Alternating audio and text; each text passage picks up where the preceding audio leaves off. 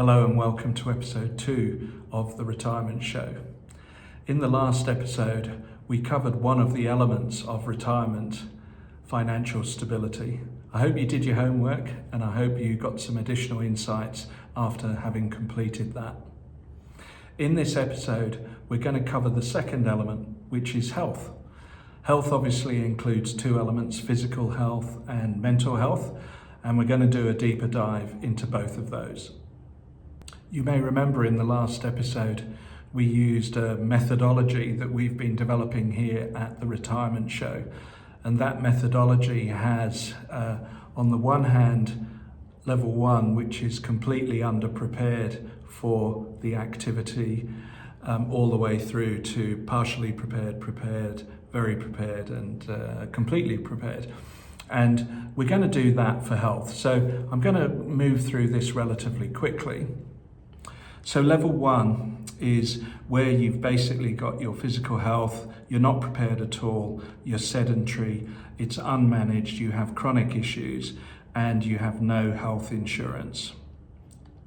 Secondly, level 2 is where you have occasional exercise, although it's not systematic. You are aware of health issues, but don't get them consulted. And you have inconsistent management of any health issues that you have. Level 3 is where you're prepared. You have regular physical activity, you have regular recent checkups, you have Medicare or some health insurance, and you understand the importance of health. Level 4 is very prepared. You have a very consistent fitness routine that you rigorously stick to each day. You use this as a review, as a point of preventing future issues, and you have long-term care plans, health insurance in place. And finally, level 5, which is exceptionally prepared. It's where you've got peak health for your age. You have a specialized wellness routine. You go to classes. You may have experts who help you. And not only do you get regular medical checks each year and take advantage of all the government health checks that are available, but you also have a contingency fund for any crit sits or situations that may come out of left field. Let's have a look at the 8 top things that retirees need to consider as they face the third age of their life. The first one is called sarcopenia, and this is considered muscle loss. And remarkably, each year after the age of 50, we lose between 3 and 5% of our muscle ability, unless we physically focus on it and have activities to address it. So one of the first things we need to do is look at how we can fix muscle loss or sarcopenia. And we do that, it's not just walking. Walking is fine, but you need to have some resistance training as well. So modest weightlifting, some sort of floor exercises where you're using all of your muscles, and an awareness that making sure that you use all of your muscles regularly is the best way to combat muscle loss. The next, maybe somewhat surprisingly, is balance. We need our balance to allow us to prevent falls. And as we get older, a simple fall, if you're over 65, where you have muscle loss and bone density loss, can lead to fractures very easily. And so to combat this, we need to introduce into our weekly exercise routine activities that relate to balance. That could include formal classes like yoga or Tai Chi, but equally it could include simple exercises when you're boiling the kettle at the sink, just standing on one leg for 30 seconds and then repeating that with the other leg. So number 2, balance. Number 3 is maintaining incidental movement. At the beginning we talked about while you're at work, you have incidental movement because you're moving from office to office, you're going out for lunch, you're commuting to work, you're going to catch a bus, All of that provides motion and activity. But when you're retired and sitting at home, you potentially could become incredibly sedentary.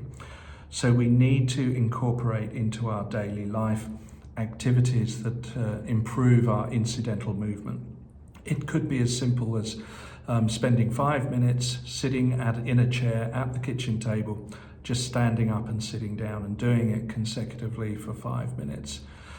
It could be as easy as, again, while you're at the sink, raising your left arm and right arm and making sure that you do that rigorously each day. So, number 3, make sure we include incidental movement activities in our daily routine.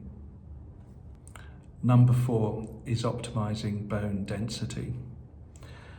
Osteoporosis is one of the major causes of female retirees and post-menopause having the increased chance of falls resulting in brittle bones that lead to fractured hips, etc.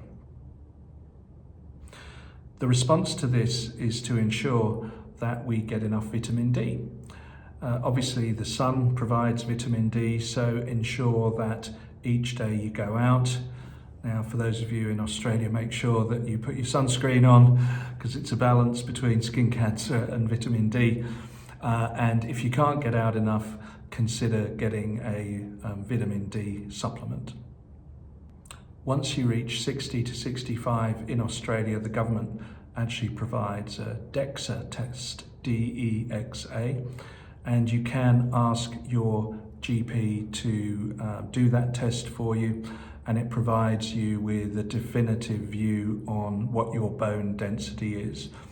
And your GP can provide you with some guidance as to whether you're the right DEXA level for your age, or whether you need to have other improvements in your activity to provide some remediation for that. Number 5 is taking advantage of publicly available health screenings. In Australia, the government provides a wide range of health screenings that you can take advantage of. The big 3 are bowel cancer, and often known as the shit kit.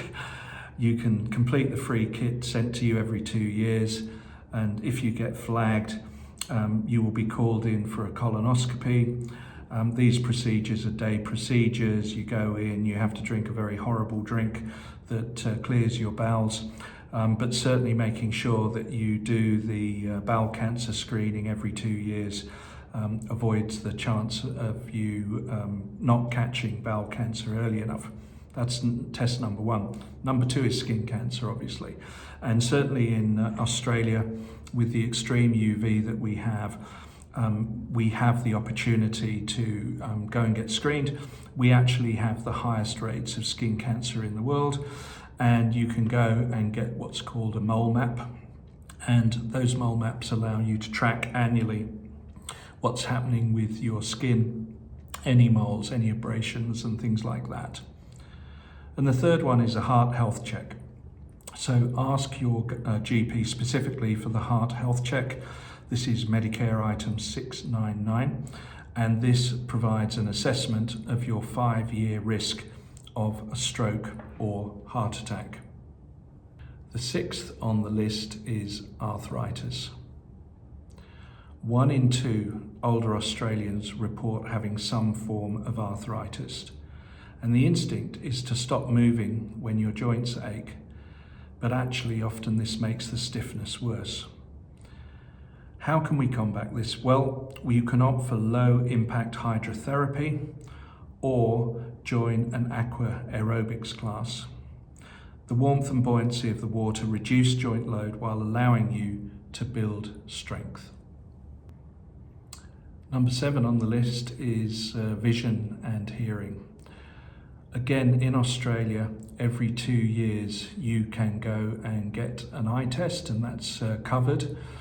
And you can do that at any of the eyewear outlets that are in all of our shopping malls.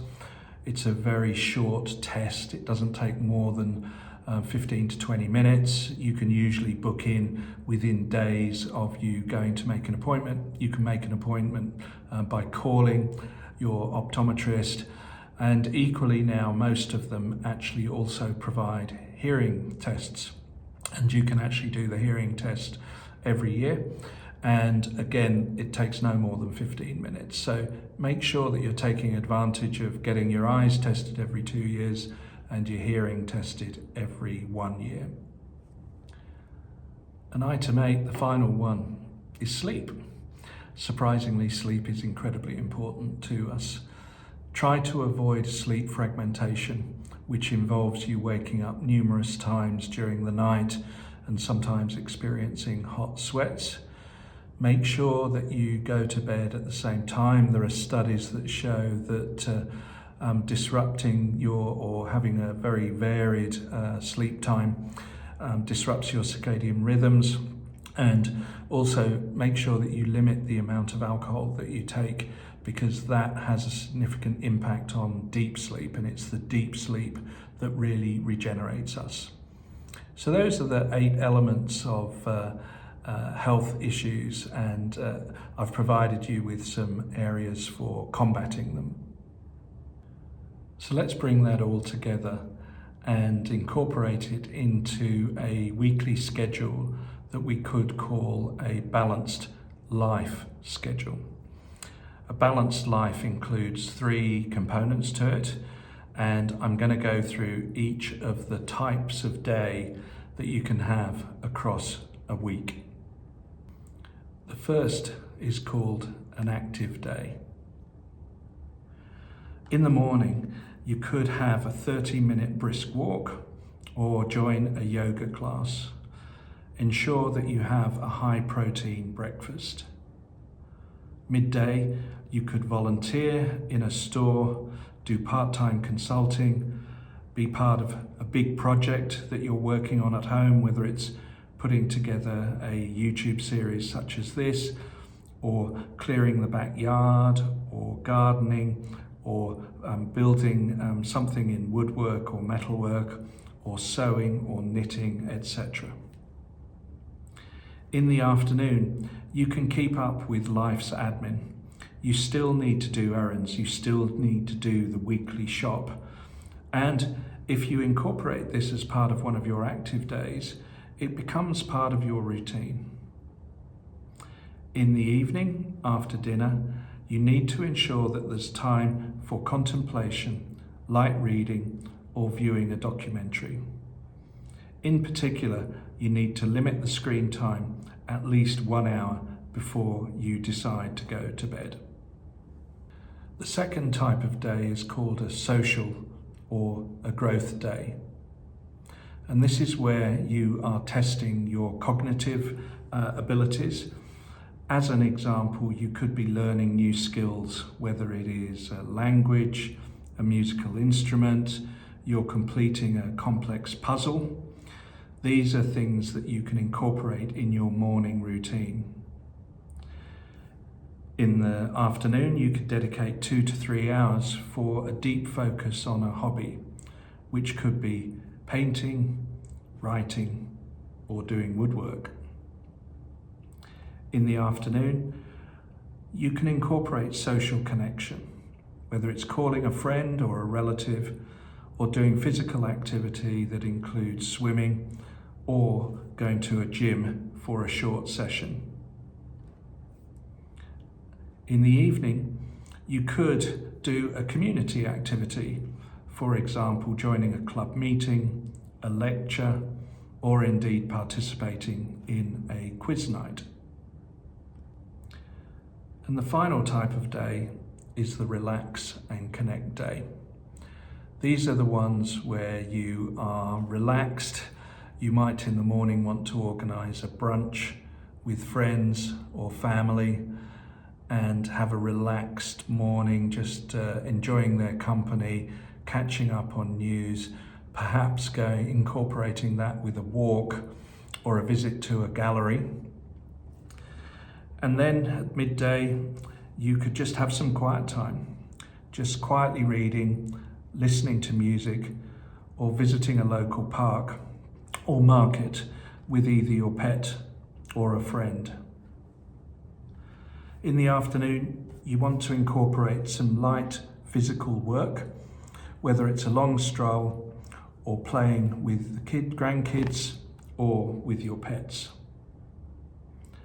And then finally, perhaps you could have a special evening, which is a family dinner, a date night, or a gathering of friends just for drinks before dinner, and catch up on their news and enjoy each other's company. It's time to give you some homework. So I'd like you to go and have a look at the 5 levels of preparedness for health, and I'd like you to consider where you see yourself. Whether it's a 1 or 2 or 3, it doesn't matter. The goal here is to recognize where you are and to think about activities that you can incorporate into your day that moves you from that level to the level above. It could be as simple as when you first wake up in the morning, just go for a 30-minute walk with the dog, or go for an hour-long walk before breakfast, or go with your partner or spouse, or meet a friend to go for a walk. And that allows you to incorporate social connection with physical activity as well. You could include a coffee at the end of that walk, which provides another opportunity for social connection. And even though it's a relaxed activity, it's providing you with a nice anchor at the beginning of the day to get you started. The second homework I'd like you to do is to go and have a look at activities that you could incorporate into your daily routine. For example, could you join a table tennis club in an afternoon? Could you go and pull together a team to go and do a quiz night at your local club? Could you come together to join a group, a craft group, that is creating woodwork or things such as that? Equally, can you find a local gym that is there specifically for retirees? All of these things I'm going to challenge you to do, and go and see how much they are, but also see if you can have a trial go. Most clubs such as that will allow you to come in and have a trial. Homework 2. If you've got some value from this video, it'd be great for me if you can just click on the like button or subscribe to the channel. We are going to be bringing out many more videos as we go through the year. And those videos will be sometimes part of a structured series like the 8 that we're doing based on our retirement methodology, or we're also looking at doing other videos. And I'll give you a surprise in the next few weeks with some content that is outside of the methodology. So please subscribe, link, share. Finally, I wanted to talk about the next episode. The next episode is about purpose and the sense of purpose. As we have learnt in this video, as we move into retirement, we lose what may have been our identity for decades. But that identity is tied to a work persona and not a personal persona, which is you as an individual enjoying hobbies, crafts, networks, etc. So we're going to do a slightly deeper dive in the next episode on the important elements of living a purposeful life.